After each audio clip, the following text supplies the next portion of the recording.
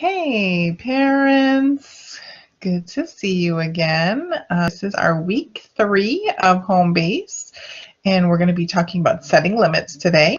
A lesson that people are usually pretty excited about. I want to hear about how to set limits and expectations at home, teachers as well in the classroom. So just a reminder that we're here in service to you, to support you to be your best self so you can support your children to be their best selves. Okay, just like every week, we have 1 week for 5 big ideas, 4 calls to action, 3 awesome things, and 2 Google Plus posts. They're being pre-recorded, so I'm really hoping that you are all posting in the community and just having good conversations and liking the things that we're posting and sharing with you. Well, encouraging that, and again, we love to see those pictures and those things that you're trying at home with your kiddos.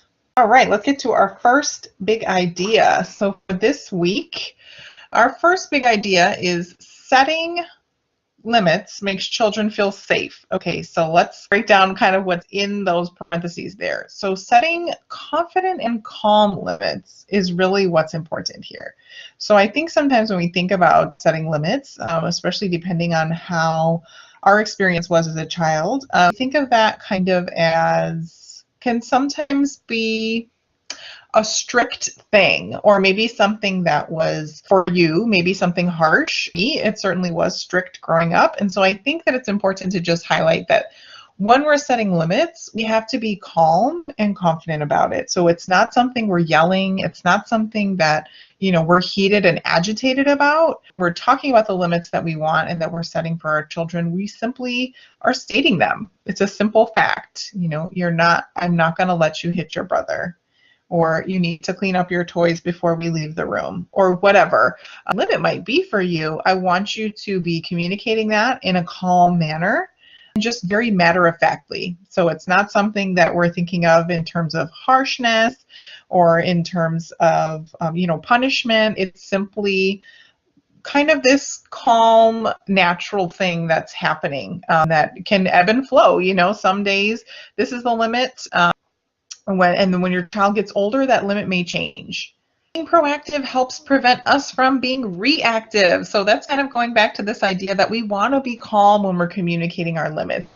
In a lot of classrooms, so what I do is consult with classrooms about a lot of these different topics. And so when I'm talking to teachers, I really like to emphasize that we want to make choices about what our limits and our rules are when we're calm. So I think often what happens is, our children, we're very busy. We lead busy lives and, lots of things are going on. And when we're at home, our children are kind of sometimes getting a little bit rowdy and running around and doing some crazy things. And, in those moments is when we start to set our limits and start to say, no, I don't want you to do this. And no, I don't want you to do that. We're kind of not really thinking about what it is we want when we have a step back and we have a moment to think. I would, encourage you to think of those times of the day that might be challenging. Maybe that's getting ready in the morning. Maybe that's going to bed at night.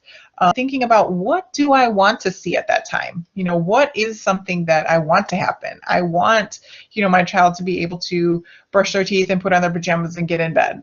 So kind of thinking about how do I want this to look instead of kind of just being reactive in the moment and, kind of letting them know what the rules are right then, as opposed to writing those beforehand. So being willing to share power, we talked about this last week with cooperation too. It just means coming to a compromise between, what our child might need and what we might need.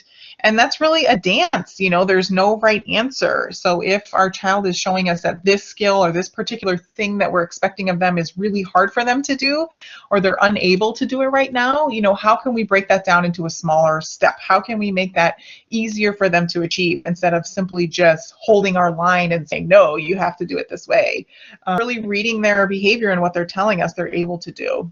Our fourth big idea is be consistent. This is so important, and I think what's most important to point out about this, and I know that this is very common in a lot of households, is that different parents or different adults in the household, whether that's auntie, uncle, grandma, grandpa, whoever might be interacting with the child on a regular basis, might be treating the child very differently and have very different expectations and allowing certain things that another person doesn't allow. And that's really important to get on the same page. So if that's you, if that's something you're experiencing and you know that your partner or grandma or auntie or whatever might be treating your child very differently, I would say start there. That's the conversation you need to have, knowing that this consistency is so important. For a 3-4-year-old, they really need to be practicing the same thing over and over. And when that rule changes, it's really hard for them to internalize that, and to show you that they know the expectation. And then our big idea number 5 for this week is acknowledging your own past experiences. So we talked about that in our first lesson, when we're talking about building confidence. It's the same here. So how were limits set for you? Was punishment a really big thing in your home? Were limits kind of not compromised, with your parents? It was kind of, this is the way it is. There's nothing bad about that. It's simply knowing oftentimes when there are these very strict set rules, that children don't have any room to grow. They don't have any room to negotiate or learn how to problem solve on their own, because they're just being told all the time what the rules are. If we're thinking of them as an adult, we want them to be able to problem solve and be able to think more creatively about what those rules might be. So really important to kind of think and talk about what was done for you. Okay, so for call to action number 1, teach and practice. What are these expectations? We just talked about something, let's say going to bed is a hard time of day. Figure out what it is you want it to look like at that time. What do I want my child to be able to do? And let me show them. Use their bodies. We talked about this last week when we talked about our cooperation chart. Use their bodies. Get them involved. Don't just use words. Show them, show them, show them. So this week, I challenge you to one house rule just 3 times. Show them 3 times how you want them to do something that you're expecting of them to do in the house. To action number 2, practice a time in during those timeouts. I know that parents and teachers use timeouts a lot. Really, I encourage you to kind of be with your child, at least in proximity, within a few feet, not leaving them alone in a room. Only because when you're leaving them alone in a room, what are they learning? They're not really learning the skill that they need to learn, which is how to calm down and how to then problem solve.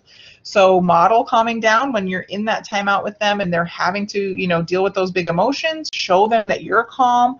Show them you're there to calm down with them, and then help them to problem solve. What can they do next?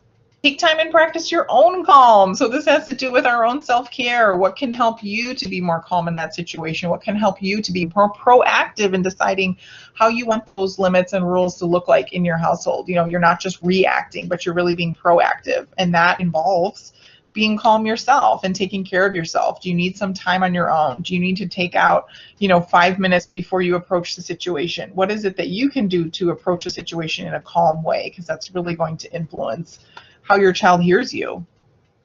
And then finally, my call to action number 4, notice when he or she is doing the right thing. So even if you want to keep a chart of that, how often am I noticing him or her doing the right thing? When they finally do, even if you're practicing, going to bed, if they do complete one step appropriately, they're able to brush their teeth on their own, even though you wanted them to do 3 or 4 things, they did that one thing. So notice them, celebrate that, get them into it and let them know that you're going to acknowledge positively when they are following rules and following those limitations you've set in your house. Okay, so share with us those 3 awesome things that are going on at home, some things you might be trying from this week, thoughts you might have about setting limits and maybe how limits were set for you. That would be great. You can go ahead and post those things in our Google Plus community at least 2 times. We'd love to hear from you on what's going on, and please let us know if there's any questions you have or want us to share any more information about this topic, and we're happy to do so. Thank you so very much, and we will see you next week, our next video. Thank you for listening and watching.